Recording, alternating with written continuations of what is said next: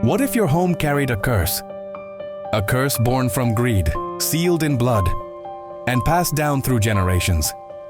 This is the story of a house, the house of the Seven Gables, where every creaking floorboard whispers secrets and every shadow remembers a sin. Long ago, in a cold New England town, a powerful man named Colonel Pyncheon wanted one thing: land owned by a poor man, Matthew Mall.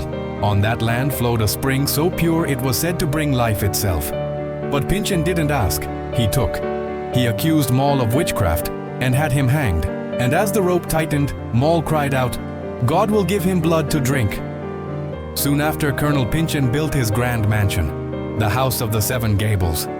But on the very night he invited the town to celebrate, he was found dead in his chair, a glass of wine beside him and blood on his beard.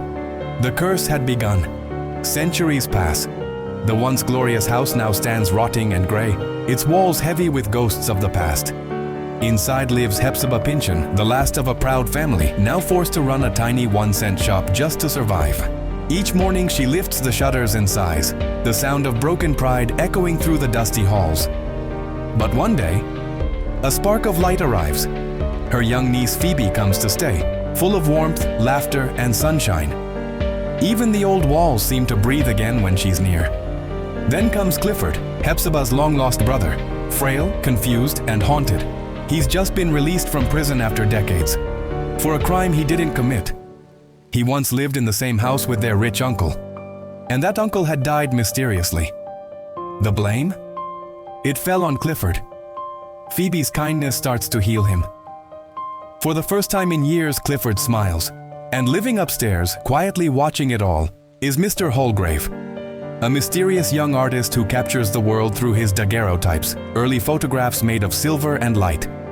Everything seems almost peaceful, until Judge Jaffrey Pyncheon walks through the door. He's rich, powerful, and eerily resembles the old colonel. He demands to see Clifford, convinced he knows where secret documents are hidden, papers that could make him even wealthier. Hepzibah refuses, but the judge threatens to have Clifford locked away forever.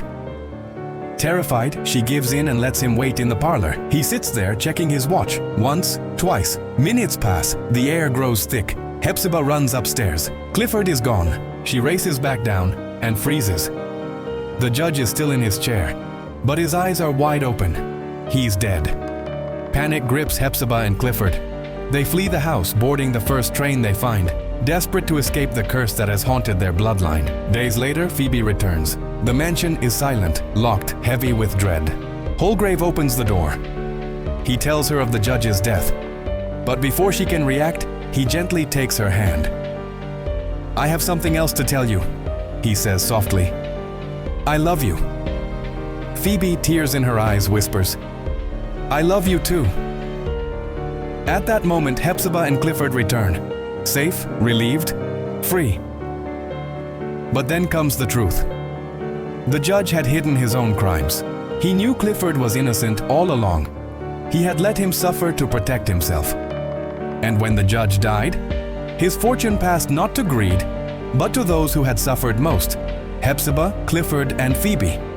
Holgrave then reveals his final secret.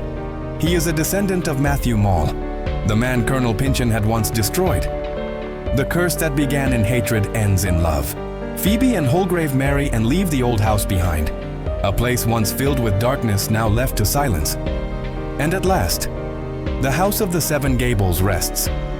Its walls, once cursed by greed, are finally freed by love.